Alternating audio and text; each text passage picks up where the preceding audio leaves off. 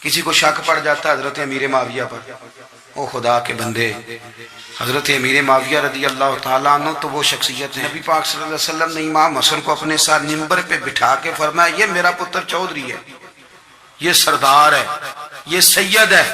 حضور کس طرح؟ فرمایا جب مسلمانوں کی دو جماعتیں لڑیں گی تو یہ صلح کرائے گا۔ تو وہ حضرت امیر معاویہ کی جماعت جس کے ساتھ حضرت امام حسن صلح کرے، تجھے کیوں نہیں قبول؟ بلا وجہ الجھتے ہو، بلا کہتے جی وہ یزید کے ابا جی تھے۔ تو نوح علیہ السلام کا بیٹا بھی تو کافر تھا نا، تو کافر کا باپ ہونے کا معنی یہ ہے کہ آپ الزام لگا دیں گے؟ عجیب آپ بات کرتے ہیں۔ قیامت میں کوئی کسی کا بوجھ، قرآن نے فیصلہ کر دیا ہے، کوئی کسی کا بوجھ، یزید اپنے معاملات کی جواب دے گا، اس کے گھر والے اس کی باتوں کا جواب۔ اور جو یہ کہتے ہیں نا کہ ان کے والد معاذ اللہ ٹھیک نہیں تھے، وہ یہ بھی لکھتے ہیں کہ یزید کا پتر بڑا ٹھیک تھا۔ یزید کے بیٹا ہے جس کا نام معاویہ بن یزید ہے، یزید کے بعد لوگوں نے تخت پہ بٹھایا، 40 دن اس نے حکومت کی، اور لوگوں سے کہنے لگا کہ نہ میں اس کرسی کے قابل ہوں، نہ میرا باپ قابل تھا۔ یزید کا پتر فرمایا نہ میں اس قابل ہوں، نہ میرا ابا قابل تھا، میں اس کرسی پہ کیسے بیٹھوں جس کے پایوں میں محبوب کی اولاد کا خون ہو؟ تلاش کر لو، تلاش کر لو کوئی اپنا امیر، 40 دن کے اندر بندہ تلاش کر لو، میں اس قابل نہیں۔ تم یہ تو لکھتے ہو اس کے بیٹے کے بارے میں، یہ کیوں نہیں مانتے کہ حضرت امیر معاویہ کے ساتھ امام حسن نے صلح کی؟ آپ بات کو سمجھیں۔ اور کچھ اتنے بیوقوف ہیں، اتنے نادان ہیں، ان کو کوئی اور بات نہیں ملتی تو کہتے ہیں امام حسین کو آنا نہیں چاہیے تھا، حکومت بن گئی تھی، یزید بیٹھ گیا تھا، معاذ اللہ۔ پتہ ہے حضرت عبداللہ بن زبیر کیا فرماتے تھے؟ فرماتے تھے ہم تو یزید کے خلاف اس وقت نکلے کہ ہمیں یقین ہو، یہ اس بندے کی بات بتا رہا ہوں جسے گٹی میرے نبی پاک نے لواب دہن سے عطا فرمائی، لواب دہن سے گٹی دی رسول کریم۔ حضرت ابوبکر صدیق کے سے حضرت زبیر بن عوام جو حضور کی پھپھی کے بیٹے ہیں، ان کے بیٹے حضرت عبداللہ بن زبیر کہتے ہیں ہم تو یزید کے خلاف اس وقت نکلے کہ ہمیں ڈر تھا، اگر اب بھی نہ نکلے تو آسمان سے پتھر برسیں گے، کہیں ہمیں سزا نہ ملے۔ اتنا بڑا مجرم اور تم کہتے ہو امام حسین کو نکلنا نہیں چاہیے تھا۔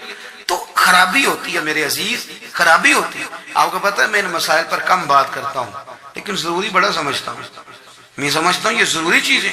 مہربانی فرمائیں کسی جگہ بھی کسی ایک کے بارے میں بھی اپنے عقیدے میں کبھی کوئی کمزوری پیدا، کبھی نہ کوئی کمزوری پیدا، اتنی سی بھی بات کسی کی سننا، کسی کی کرنا، ڈسکس، ہمارا منصب ہی نہیں۔ اور کچھ اور بیوقوف ہیں۔ میں یونیورسٹی میں تھا چند دن پہلے، تو لیکچر کے بعد ایک دوست مجھے کہنے لگے کہ مولوی ایک دوسرے کے پیچھے نماز نہیں پڑھتے۔ میں نے اس کو کچھ پیار کی دلیلیں بھی دی، محبت کی، اس کو کہتے ہیں الزامی جواب ہمارے اصول تفسیر میں۔ میں نے اسے کہا کہ ایک ڈاکٹر سے دوائی لے لیں، دوسرے کے پاس جائیں تو کہتا ہے اسے تو پتہ ہی کوئی نہیں، تم غلط آدمی کے پاس چلے گئے۔ تو اس سے آپ کو ٹینشن نہیں ہوتی؟ یہ روز سیاستدان دھما چوکڑی مچا رہے ہوتے ہیں کہ فلانا چور ہے، فلانا چور ہے، تو اس سے نہیں ٹینشن، مولویوں کی ٹینشن ہے تمہیں۔ کہنے لگا جی نہیں، کیوں نہیں نماز پڑھتے؟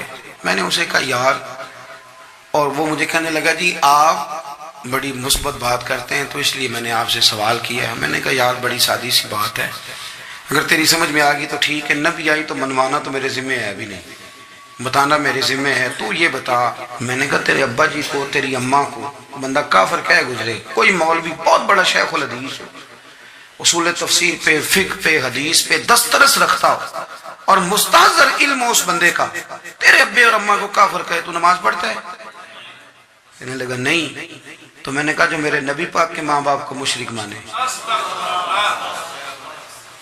اور میں نے کہا اگر تم نے دلیل چاہیے ہوگی تو بندے میں تمہیں دوں گا اور بائی نیم دوں گا، اور میں ان کی تحریریں تمہیں دوں گا جو مر گئے یہ لکھتے ہوئے کہ چونکہ وہ پہلے چلے گئے تھے، انہوں نے کلمہ نہیں پڑھا، لہذا معاذ اللہ صبح معاذ اللہ دوزخ میں جائیں گے۔ تیرا حوصلہ پڑھتا ہے تو پڑھ نماز، میرا تو نہیں پڑھتا، میں کیسے پڑھوں؟ اور اس قدر کمزور نظریے کا آدمی کہ اپنے قلم سے لکھتا ہے، اپنے قلم سے اپنی کتاب میں لکھتا ہے کہ جس مچھلی کے پیٹ میں حضرت یونس نے کچھ دن گزارے وہ مچھلی جنت میں جائے گی۔ تو شرم نہیں آتی؟ جس مچھلی کے پیٹ میں یونس چند دن رہے وہ جنت میں جائے گی، اور جس ماں کے پیٹ میں مدینے والے رسول 9 مہینے رہے، یہ حیا نہیں آتی تجھے بات کرتے؟ پھر بھی سمجھ نہ آئے تو ہم سے آ کے عقیدہ سن، ہو درود تجھ پہ بھی آمنا، ہو درود تجھ پہ بھی، تیرے لال پر بھی سلام ہو، تیری گود کتنی عظیم ہے، تیری گود کتنی. یار آپ مجھے دلیل دینا. میں ہماری ساڑی تے باٹی کونی تے سانجی کدے نال ہونی ہے، ہمارا کسی سے ذاتی رٹا ہی کوئی نہیں. آپ بات کو سمجھے، لیکن تجھے کوئی اور چیز لکھنے کو ملی کوئی نہیں. تو نے قلم اٹھایا اور تو تکلیف دیتا ہے نبی پاک کو. تو وصیت والدین کو معاذ اللہ یہ لفظ کہہ کے گزر جاتا ہے. اور ان کے نام دیکھو، آمنہ نام کیا ہے؟ آمنہ. آمنہ نام کافروں جیسا ہے. اور والد کا نام کیا ہے؟ سبحان اللہ. عبداللہ کا معنی ایک کافروں جیسا نام ہے. مات ماری ہے. اور کتابیں لکھی جا رہی ہیں اور سیرت لکھی جا رہی ہے اور دلیلیں دی جا رہی ہیں. لوگوں کو خیال ہی نہیں آتا. عجیب فلسفہ ہے. 4 اقوال ہمارے بزرگوں نے لکھے ہیں نبی پاک کے والدین کے بارے. سب سے پہلے امام سیوطی فرماتے ہیں رسول کریم علیہ السلام نے فرمایا کہ پوری دنیا میں جب کفر رہتا ہے تب بھی 10 لوگ اللہ کی توحید پر ہمیشہ قائم رہتے ہیں. یہ نہیں ہو سکتا کہ ساری دنیا کفر سے بھر جائے. فرماتے ہیں میرے محبوب کے والدین بھی ان 10 لوگوں میں شامل ہیں. حضور کے والدین بھی ان. اور دوسرا قول آپ فرماتے ہیں نبی پاک کے والدین زمانہ فطرت پہ تھے. زمانہ فطرت وہ زمانہ ہوتا ہے جس کے اندر نبی نہیں ہوتا. تو لوگ جس دین کو بہتر سمجھتے ہیں اللہ کی توحید کے ساتھ اس پر عمل کرتے ہیں تو ان پر کوئی مواخذہ. اور تیسری بات یہ کہ نبی پاک کے والدین حضرت ابراہیم کی ملت پر تھے، حضرت ابراہیم کے دین پر تھے. اور حضرت ابراہیم کا وہ دین ہے جس کو قرآن کہتا ہے کہ وہی دین ابراہیمی دین محمدی ہے صلی اللہ علیہ وسلم. وہی دین محمدی ہے. اور چوتھی بات اس کو علامہ ذہبی نے لکھا، علامہ خفاجی نے لکھا، قاضی اعجاز نے لکھا، محدثین نے لکھا. حدیث کی راوی سیدہ عائشہ صدیقہ رضی اللہ تعالیٰ عنہ کہتی رات کو میں اٹھی تو میں نے نبی پاک صلی اللہ علیہ وسلم کو روتے ہوئے دیکھا. یا رسول اللہ کیا ہوا؟ فرمایا میں نے رب کریم کی بارگاہ میں عرض کی تھی یا اللہ میرے ماں باپ کو زندہ کر دے تاکہ وہ میرا کلمہ پڑھ لیں. ہے تو پہلے بھی دین فطرت پر انہیں کنتم خیر امت ان کا اعزاز بھی نصیب ہو جائے تو حضور فرمانے لگے اللہ نے انہیں زندہ کیا ہے، وہ میرا کلمہ پڑھ کے دوبارہ قبروں میں گئے ہیں. تو امام سیوطی فرماتے ہیں کہ وہ نبی پاک علیہ السلام کی امت کا اعزاز بھی اللہ نے انہیں عطا کر دیا ہے. سنو، حضرت علی نے بدر میں جنگ لڑی، احد میں حضرت علی ہیرو رہے، حنین میں حضرت علی نے جنگ لڑی، خندق کا موقع آیا، مرحب مقابلے میں آیا، مرحب. حضرت علی رضی اللہ تعالیٰ عنہ فرماتے 1000 کے مقابلے میں وہ لڑا کرتا تھا. میرے مقابلے میں آیا تو کہنے لگا بھتیجے تجھے پتہ ہے میں مرحب ہوں، میں مرحب ہوں، تجھے پتہ ہے کیسے مقابلہ کرو گے، تمہیں پتہ ہے؟ حضرت علی کہنے لگے مجھے تیرا نہیں پتا، مجھے تو اپنا پتا ہے. کعب کون ہے؟ فرمانے لگے انا اسد اللہ و رسولہ ہی، مجھے پتا ہے کہ میں خدا کا بھی شیر ہوں، محمد مصطفیٰ کا بھی شیر ہوں. تم مقابلے میں تو آ، میدان لگے گا تو پتہ چلے گا. جب میدان لگا تو حضرت علی نے ایک ضرب لگائی تلوار، زیادہ نہیں، ایک ضرب لگائی. ایک ضرب لگائی تو کہتے ہیں اس کا سر بھی کاٹا، گردن بھی کاٹی، وجود بھی کاٹا، اور اتنی زور سے تلوار ماری کہ اس کے گھوڑے کے بھی 2 ٹکڑے ہو گئے. حضور نے کیا فرمایا؟ فرمایا ضربۃ علی فی یوم الخندق افضل من عبادت الثقلین. نبی پاک نے فرمایا علی کی تلوار کا ایک وار خندق کے میدان میں، ایک وار علی کی تلوار کا، فرمایا 2 جہاں میں اگر سارے لوگ نفل عبادتیں کرے تو علی کو اللہ پھر بھی زیادہ درجہ عطا فرمائے گا. ساری دنیا کی عبادتوں سے زیادہ درجہ لے گیا ایک تلوار چلا کے، ایک تلوار چلا کے. اور جب خیبر کا دن آیا کئی دفعہ صحابہ کہے فتح نہیں ہوگی، میرے رسول نے فرمایا سویرے میں جھنڈا دوں گا اور جس کو دوں گا اسے اللہ فتح دے گا.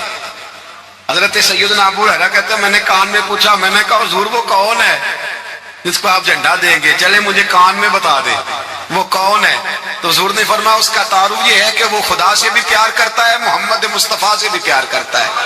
حضور کوئی ایک تعارف اور، تو حضور نے فرمایا خدا رسول بھی اس سے بڑا پیار کرتے ہیں. حضرت علی صحابہ کہتے ہیں سارے منتظر رہے. حضرت عمر کہتے ہیں میں سویا ہی نہیں ساری رات کہ میرے ہاتھ جھنڈا آنے والا، سویرے مجھے ملے گی فتح کی نوید اور خوشخبری. فرماتے ہیں میں سویا ہی نہیں. تو حضرت علی سے پوچھا آپ کدھر تھے؟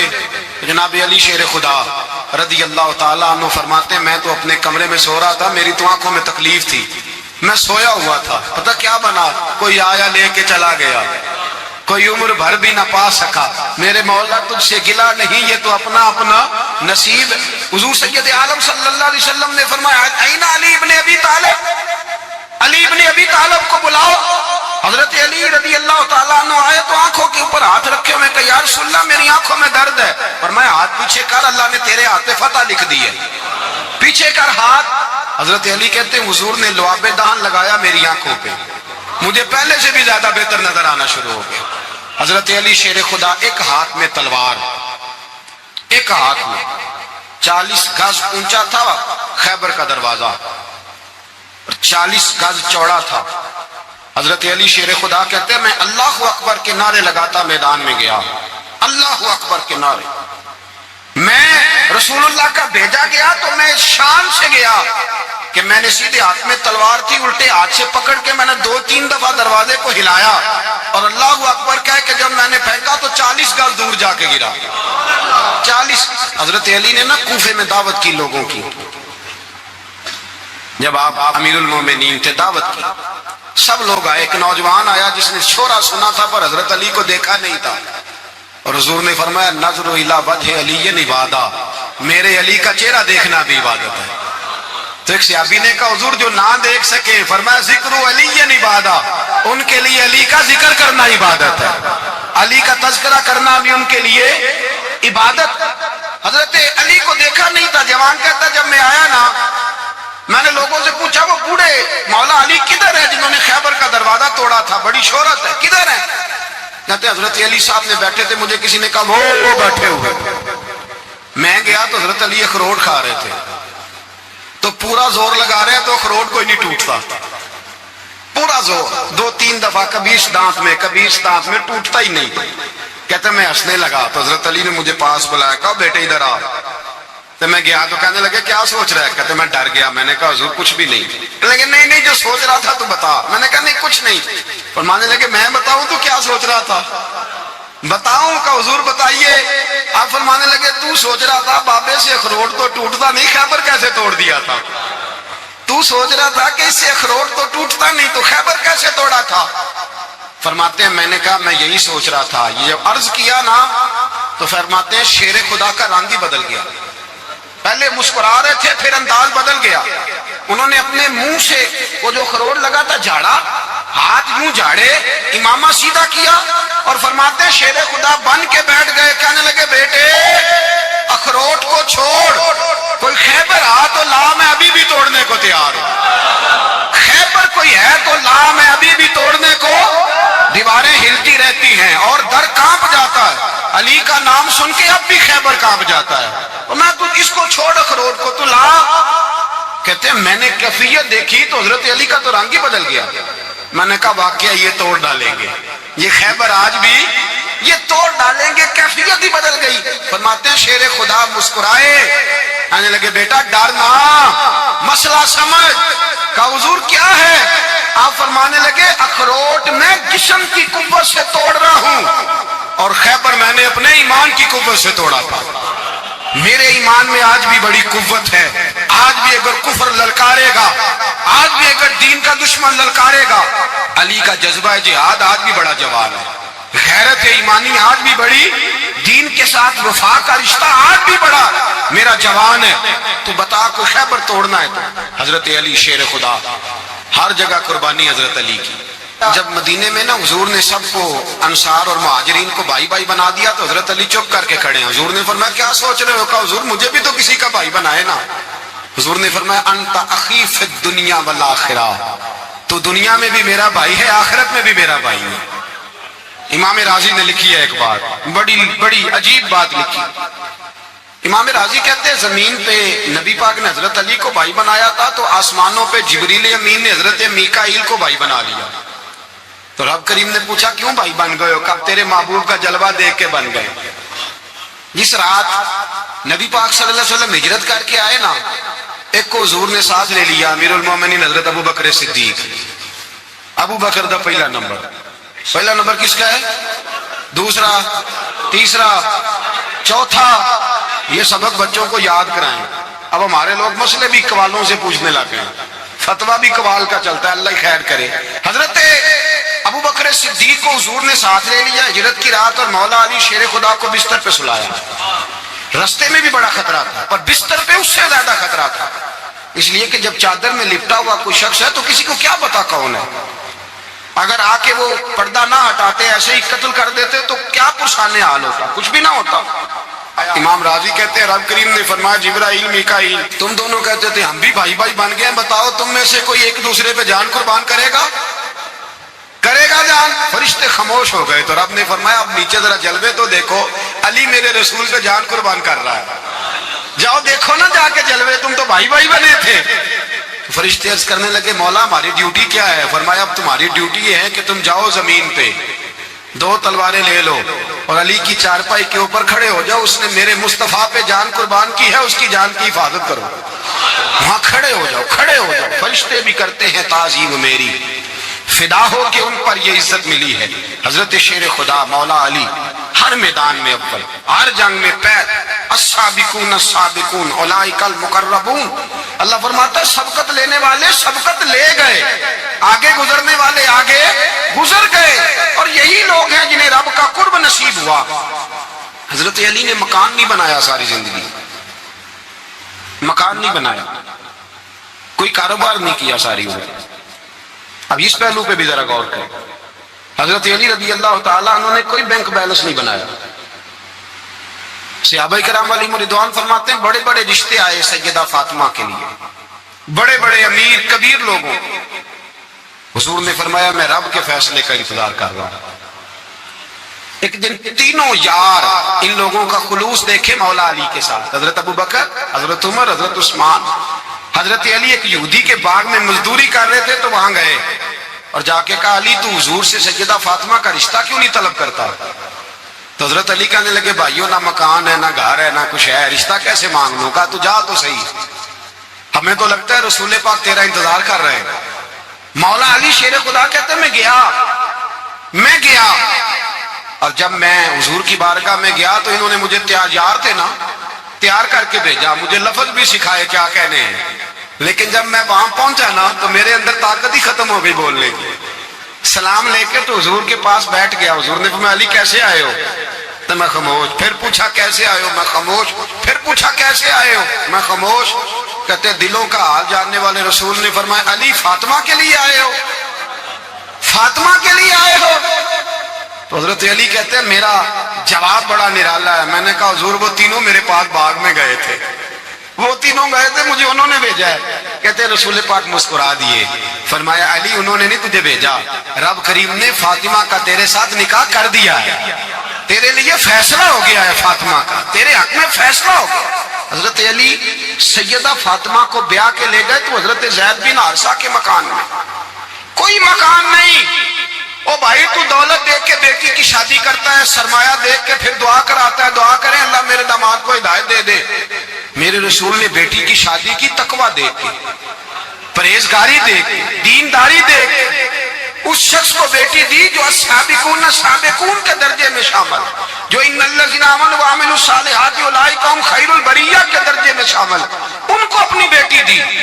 حضرت علی شیر خدا رضی اللہ تعالیٰ عنہ فرماتے ہیں کہ سیدہ فاطمہ الزہرا کو میں بیاہ کے لایا، سارے گھر کے کام حضرت فاطمہ نے کیے، میں مزدوری کرتا 2 گھنٹہ یا 1.5 گھنٹہ، زور سے اثر کے درمیان کام کرتے، 2 کلو کھجوریں ملی تو مولا علی نے اٹھا کے اپنی کمر پہ رکھی، باغ کا مالک کہنے لگا علی تھوڑا کام اور کر لو، فرمایا 2 کلو ہو گئیاں بڑی ہیں، 1 کلو میرے بچے کھائیں گے، 1 کلو مدینے کے غریب بچے کھائیں گے۔ تو کہا علی کل کیا کرو گے؟ فرمایا کل جو رب زندگی دے گا وہ روزی بھی دے گا۔ تو بندہ مشورہ دینے لگا، مشورہ بھی ہوتا ہے نا قریب سے، مشوروں والے بھی بڑی خرابی کرتے ہیں، اللہ ماشاءاللہ۔ کہا علی جائز پیسے تو کٹھے کر لینے چاہیے، کیا حرج ہے، جائز کٹھے کر لیں۔ تو شیر خدا نے ایک جملہ کہا پر شیروں جیسا کہہ دیا۔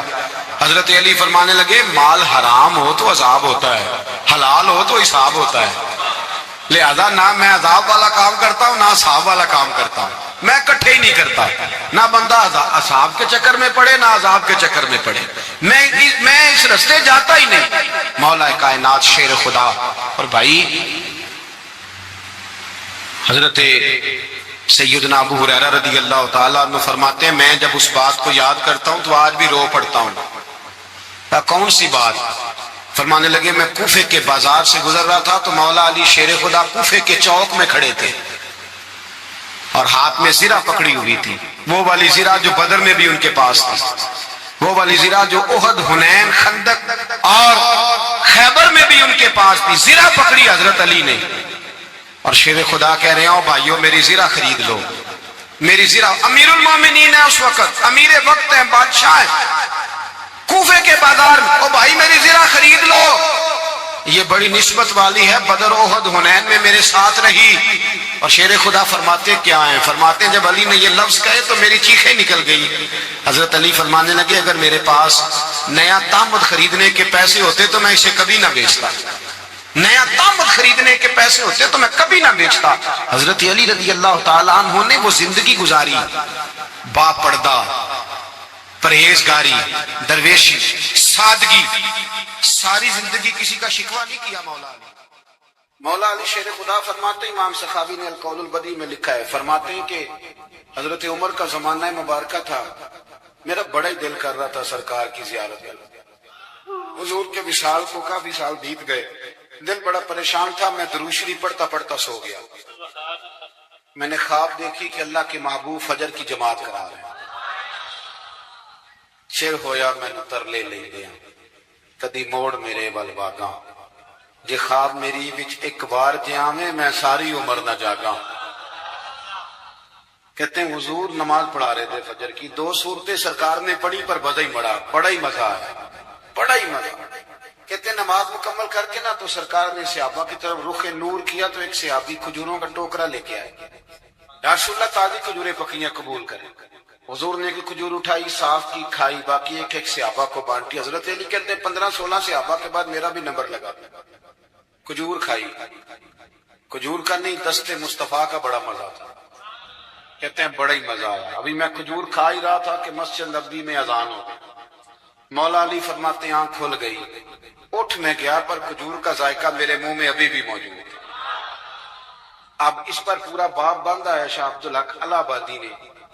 وہ کہتے ہیں کہ حضور جس کو خواب میں کچھ چیز دیتے ہیں وہ حقیقت میں بھی اسے دیتے ہیں. وہ خواب میں نہیں ہوتی، وہ حقیقت میں ہوتی ہے.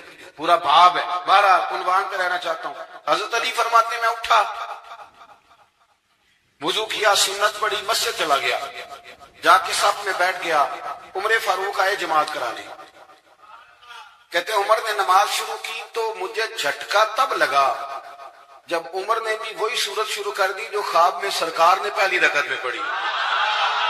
میں سمجھا اتفاق ہے، لیکن کہتے ہیں دوسرا جھٹکا جب لگا جب دوسری رکعت میں حضرت عمر نے وہ سورت پڑھی جو حضور نے خواب میں دوسری رکعت میں پڑھی.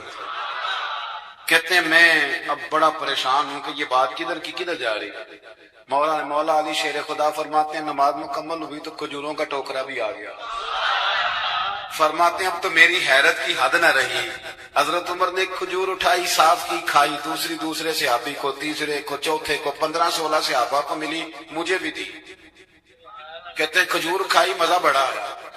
حضور سے تو دوسری مانگنے کو دل کرتا تھا پر مانگی نہیں تھی، ادب تھا. عمر سے تو جرانا تھا نا اپنا. ایک کا رشک دیکھیں، آپس میں رشک دیکھیں، حسد نہیں رشک. فرماتے ہیں جرانا تھا نا. تو میں نے عمر سے کہا یاد ذرا ایک کھجور اور دینا نہ ذرا ایک کھجور. تو کہتے ہیں جناب عمر فاروق نے کھجور اٹھائی، صاف بھی کی، میں سمجھا ملنے لگی ہے، اٹھائی بھی، صاف بھی کی، اور دوسرے صحابی کی طرف ہاتھ بڑھایا، میری طرف دیکھ کے ہلکا سا مسکرائے. فرمانے لگے علی ایسے نہ کر، اگر رات کو نبی پاک سے دوسری لیتا تو میں بھی سویرے تجھے دوسری دے دوں. حضور سے دوسری لی نہیں، نبی پاک سے دوسری مانگی نہیں تو میں کیسے دے دوں. خواب میری وچ آیا سی ماہی تو میں اودے گل وچ پا لیاں باواں، ڈر دی ماری اکھ بھی نہ کھولا. ڈر دی ماری، میں ڈر دی ماری اکھ، کیونکہ آئی یہ رات وصال دیوالی. ربا اے رات مکن نہ دیویں، اے رات مکن نہ دے. ڈر دی ماری میں اکھ بھی نہ کھولاں، کتے پھر بچھڑ نہ جاواں. میرے رسول پاک کے غلام رشک کرتے تھے، رشک. حضرت علی کہتے ہیں میں رویا تو عمر بھی رو پڑے. کہنے لگے علی جو رات تجھے نواز کے گئے وہ میرے اوپر بھی کرم فرما کے گئے. رشک کرے خدا را، چھوڑ دیں حسد کرنا۔ حضرت عمر جب نعرہ لگاتے نا تو کیسر و کسرا کانپتے، سفیر آتے روم کے ملنے کے لیے تو کہتے جاؤ عمر نفل پڑھ رہے ہیں، ٹائم کوئی نہیں۔ ایک دن اندر میٹنگ ہو رہی تھی، حضرت عمر میٹنگ میں بیٹھے تھے، آپ کے بیٹے ملنے آئے عبداللہ ابن عمر، ابا جی اندر آ جاؤ، فرمایا دروازے پہ کھڑا ہو، میں ضروری بات کر رہا ہوں، اندر نہ آنا۔ جناب عبداللہ ابن عمر کہتے ہیں میں دروازے پہ کھڑا ہو گیا، تھوڑی دیر گزری تو امام حسین بھی آ گئے۔ ایک حدیث میں ایک روایت میں امام حسن کا لفظ بھی ہے، امام حسین آئے، آ کے عبداللہ ابن عمر سے کہنے لگے عمر فاروق اندر ہے؟ تو کہا وہ اندر تو ہے۔ تو کہا آپ کیوں دروازے پہ کھڑے؟ کہنے لگے ابا جی نے کہا ہے یہاں انتظار کرو، میں کوئی ضروری بات کر رہا ہوں، لیکن شہزادے میرے لیے کہا ہے، میرے لیے آپ جانا چاہیں تو چلے جائیں۔ امام حسین کہنے لگے امیر المومنین کوئی بات کر رہے ہوں گے، میں ظہر کے وقت مسجد میں مل لوں گا، ظہر کا ٹائم آئے گا نا تو میں مسجد میں مل لوں گا۔ یہ کہہ کے چلے گئے۔ حضرت عمر باہر آئے تو حضرت عبداللہ ابن عمر سے کہا کہ کوئی آیا تو نہیں؟ عرض کی حضور حسین ابن علی آئے، حسین ابن علی۔ تو کہا اندر کیوں نہیں بھیجا؟ کہا میں نے کہا تھا بے شک چلے جائیں، لیکن وہ کہہ رہے تھے کہ میں ظہر کے وقت مسجد میں مل لوں گا۔ تو سیدنا عمر فاروق فرمانے لگے عبداللہ تجھے تیری ماں روئے، حسین کو کیوں واپس بھیجا؟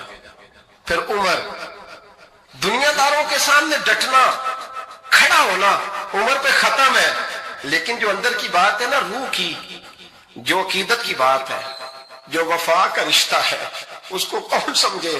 یہ جو روح کی مجبوریاں ہیں، یہ جو وفا کی مجبوریاں ہیں، اسے لوگ کیا سمجھیں؟ انہیں کیا پتا کہ مرشد کے بیٹے کے پیر چومنے میں حسن کیا ہوتا ہے؟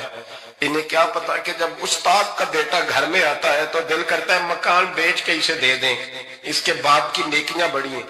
جناب عمر فاروق دوڑے گئے، امام حسین کے دروازے پہ دستک دی، امام حسین باہر، کہا شہزادے یار ملنے آئے تھے، بغیر ملے کیوں آ گئے؟ عرض کی کہ آپ مصروف تھے، آپ کے اپنے بیٹے بھی دروازے پہ کھڑے تھے، تو میں واپس آ گیا۔ امام حسین کہتے ہیں عمر جذبات میں آ گئے، سر سے پگڑی گر گئی، کہنے لگے حسین میرے بیٹے کا اور حسین کا کیا مقابلہ؟ کیا اس کی ماں کا نام فاطمہ الزہرا ہے؟ کیا اس کی نانی کا نام خدیجہ الکبریٰ ہے؟ کیا اس کے نانے کا نام محمد مصطفیٰ ہے؟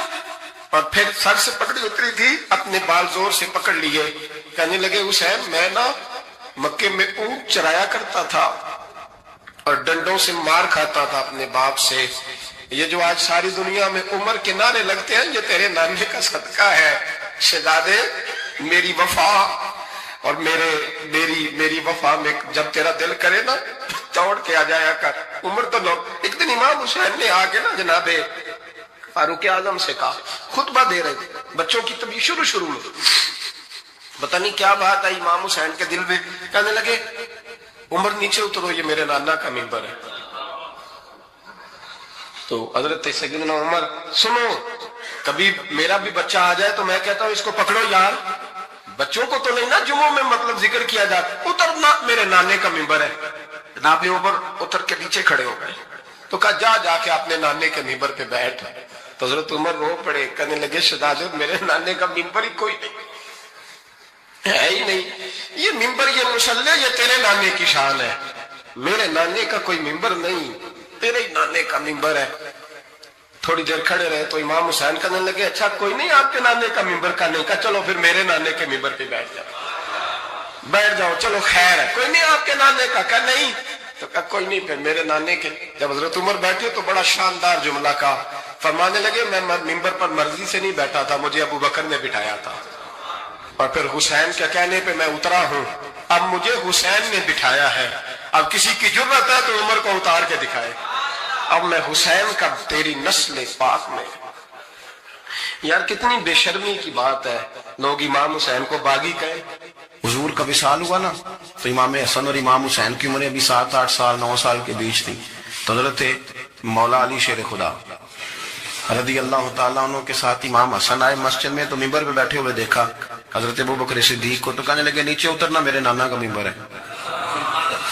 بچوں کو بڑی پہچان ہوتی ہے نا ابا کے کپڑوں کی، سے پتا ہوتا ہے کہ یہ میرے نانا کا ہے، یہ میرے نیچے اترو، یہ ممبر میرے نانا کا ہے. تو حضرت علی المرتضیٰ نے جلدی سے پکڑا، پکڑ کے فرمایا ذرا حسین حسن یہ کیا کہہ رہے ہو؟ اب دیکھیں نا بچہ یہاں کسی کا شور کرے تو میں آپ کو جمعہ چھوڑ کے بچے کی تھوڑی سنوں گا. میں کہوں گا کہ بھائی ٹھیک ہو گیا، بچے کو لے جاؤ ذرا اسے پیچھے کرو، جمعے کے بعد بات کرتے ہیں. لیکن وہ تھے نا رسول اللہ کے نواسے، اور حضرت ابوبکر صدیق عظمت اور شان کو سمجھتے تھے. انہوں نے کہا نیچے اتریے، میرے نانے کا ممبر ہے. تو حضرت صدیق اکبر نیچے اتر کے کھڑے ہو گئے. تو ایک جملہ، باقی بزرگوں نے بھی بڑا کچھ لکھا ہے، پر یہاں ایک بات شاہ عبدالعزیز محدث دہلوی نے لکھی ہے. حضرت صدیق اکبر رو پڑے، کہنے لگے حسن اگر ممبر تیرے نانا کا ہے تو ابوبکر بھی تو تیرے نانا کا ہی ہے نا، یہ کو باہر سے تو نہیں نہ آیا، یہ بھی تیرے نانا کا ہے. تو حضرت امام حسن ہنسنے لگے، فرمانے لگے ٹھیک ہو گیا، بیٹھ جائے ممبر پہ، پڑھائیں جمعہ. سمجھ آ گئی ہے بات کی، پڑھائیں جمعہ. آپ کی بات کی مجھے سمجھ آ گئی ہے کہ اگر ممبر نانا کا ہے تو ابوبکر بھی تو انہی کا ہے نا جناب صدیق اکبر. نبی پاک علیہ السلام تشریف فرما ہیں، حضور کے صحابہ کی ایک جماعت بارگاہ میں بیٹھی ہے. حضرت صدیق اکبر بھی حضور کے بالکل قریب بیٹھے ہیں، وہ آج بھی حضور کے قریب ہی قریب بیٹھے. تو اچانک نہ محفل میں حضرت مولا علی شیر خدا تشریف لے آئے. باقی صحابہ بھی اٹھنا چاہ رہے تھے، کوشش ہو رہی تھی، لیکن پتہ ہے سب سے پہلے جگہ کم تھی. کو بندہ ذرا سرکتا یا جگہ بناتا تو جگہ بننا تھی. باقی بھی اٹھنا چاہ رہے تھے، لیکن سب سے پہلے حضرت صدیق اکبر اٹھے. حضرت مولا علی کا بازو پکڑ کے تھام کے حضور کے قریب بٹھایا، خود ذرا تھوڑے سے پیچھے ہو کے بیٹھ گئے. اب بولا نہیں کوئی، وہاں لوگ کم باتیں کرتے تھے، وہاں لوگ بولا ہے پائے نظر ہوش میں آ، یہ کوب نبی ہے. آنکھوں سے بھی چلنا یہاں بے ادبی ہے، لباں تے موراں لگیاں بولن دی جاج بھول گئی، اوتھے زباناں تائیں کھولن دی جاج بھول گئی، تے جا کے مدینے اتھرو میرے سوال بن گئے. حضور کی بارگاہ میں وہاں کو بندہ بات کرے، اللہ نے پہنچایا سرکار کے قدموں میں، صد شکر میں پھر آیا سرکار کے قدموں میں. کچھ لمحے سلامی کو ٹھہرا ہوں مواجہ پر، پھر مجھ کو ادب لایا، پھر مجھ کو ادب لایا سرکار کے قدموں میں. تو حضرت کسی نے گفتگو نہیں کی، حضرت صدیق اکبر نے بازو تھاما اور لا کر کے نا حضرت مولا علی کو حضور کے قریب بٹھایا اور خود سائیڈ پہ جا کے بیٹھ گئے. کوئی بولا نہیں، بات نہیں کی. تب ہم تو باتیں زیادہ کرتے ہیں نا. جا کے سائیڈ پہ بیٹھ گئے، اور کسی نے کیا تبصرہ کرنا تھا، نہ کسی کی جرت تھی، نہ کوئی کرنا چاہتا تھا، نہ کر سکتا تھا.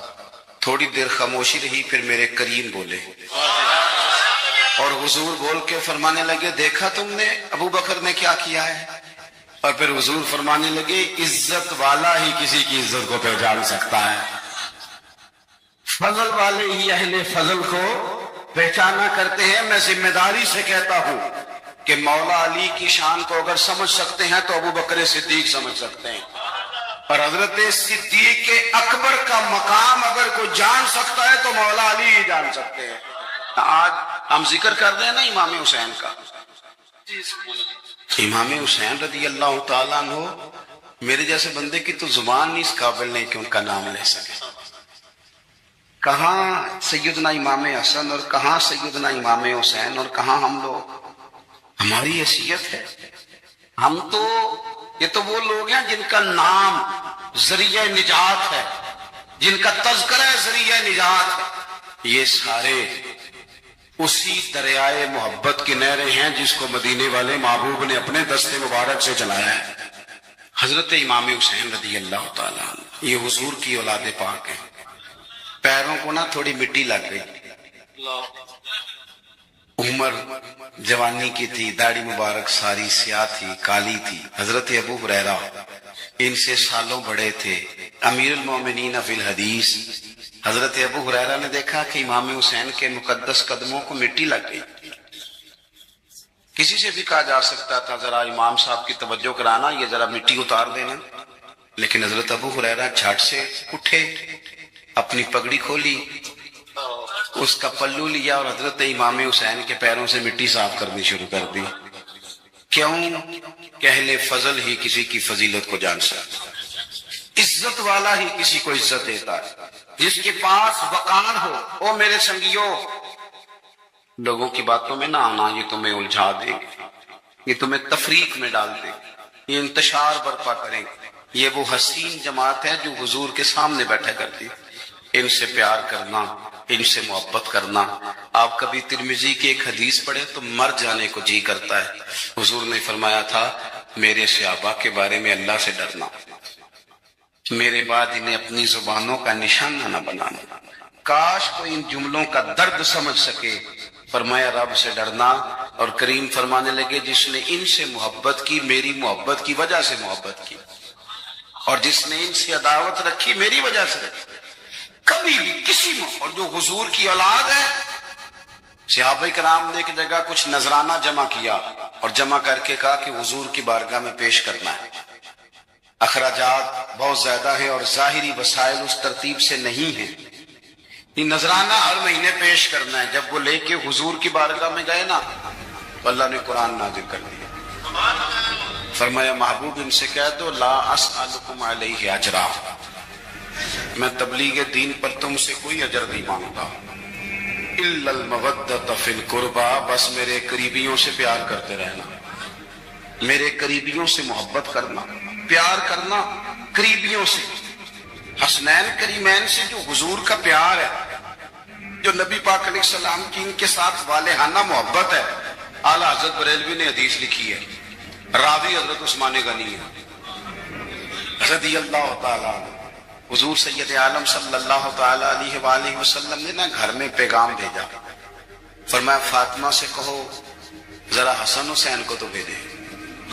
یہ سارا دن ہی حضور کے پاس رہتے ہیں، سارا دن ہی، لیکن وہ جو والہانہ پن ہے، جو محبت ہے، جو ان کے ساتھ محبوب کا خاص لگاؤ ہے، سیدہ سے کہو ذرا شہزادوں کو بھیجے، تھوڑی سی دیر ہو گئی آنے میں۔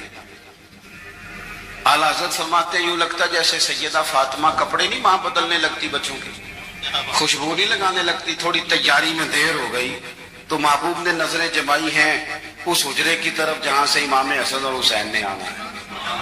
رحمت کے عجب ہی جمیلے ہیں، حسنین یہاں پر کھیلے۔ تو دونوں شہزادوں جب دروازہ کھلا تو حضرت عثمان غنی کہتے ہیں بچے جب نکلے نا دونوں، تو یہ کوئی 10 15 50 100 میل دور سے تھوڑی آ رہے ہیں، تو یہی رہتے ہیں۔ محبوب کے قرب خاص میں انہیں سایہ کرم ہر وقت نصیب ہے، لیکن نبی کریم علیہ السلام کا جو والہانہ پن ہے، جو ان کے ساتھ حضور کا رشتہ محبت ہے، جیسے ہی دونوں شہزادے آئے، حضرت عثمان غنی فرماتے ہیں محبوب نے مقدس گھٹنے زمین پہ رکھ دیے اور دونوں بازو کھول دیے۔ ایک شہزادہ اس سینے سے لگ گیا اس کندھے سے، ایک اس کندھے سے لگ گیا، اور پہلے بھی حضور پیار کرتے تھے پر آج تو رخ ہی بدل گیا بات کا۔ اللہ کے پیارے حبیب علیہ السلام فرمانے لگے اے اللہ، یہ دونوں شہزادے کندھے سے لگے ہوئے، حضور فرمانے لگے اے اللہ میں ان دونوں سے محبت کرتا ہوں، تو بھی ان سے محبت فرما۔ اور کہا اے اللہ جو میرے حسن حسین سے محبت کرے تو ان سب سے محبت فرما، تو ان سب سے پیار کر جو میرے حسنین سے پیار کرے۔ اللہ کے پیارے محبوب علیہ السلام کی محبت جب حضور کو، بھئی جس چیز کی طرف محبوب نے ایک دفعہ دیکھا ہے نا، وہ غار ثور میں حضور ایک دفعہ گئے ہیں، 3 دن قیام کیا ایک دفعہ گئے، تو ہمارا تو کئی بار جانے کو دل کرتا ہے۔ جہاں حضور تھوڑی دیر قیام فرمائیں اس جگہ سے پیار ہو جاتا ہے، اور جن شہزادوں سے حضور اس والہانہ انداز میں پیار کریں، ان کی محبت، ان کا پیار ہمارے دلوں میں ہونا چاہیے۔ ابن جوزی نے لکھا ہے سینکڑوں سال پہلے، آج کے کسی عالم کی بات بتاتا تو لوگ انکار کو، سینکڑوں سال، کہتے ہیں بلخ میں قحط پڑ گیا، لوگ ہجرت کر کے سمرقند آ گئے، ایک سیدوں کا خاندان بھی آیا، ایک ایسی خاتون بھی آئی جس کے ساتھ 3 بیٹیاں تھی، بیٹا بھی کوئی نہیں، خامند فوت ہو گیا۔ مسجد کے ساتھ مہمان خانے بنے ہوتے تھے، وہاں اس نے بچوں کو ٹھہرایا اور نکلی سمرقند میں کہ کوئی آدمی مل جائے۔ تو وہ سیٹھ صاحب، چودھری صاحب کہنے لگے مجھے کیسے پتا چلے گا تو سید ہے؟